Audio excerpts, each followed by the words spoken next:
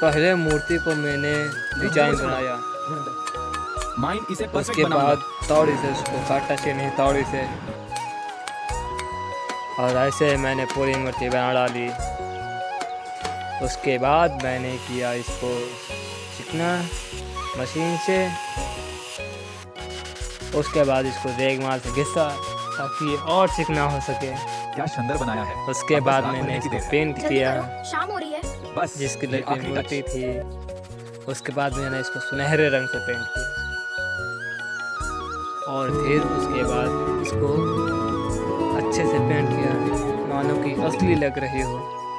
और ये लीजिए मूर्ति पेंट हो चुकी है।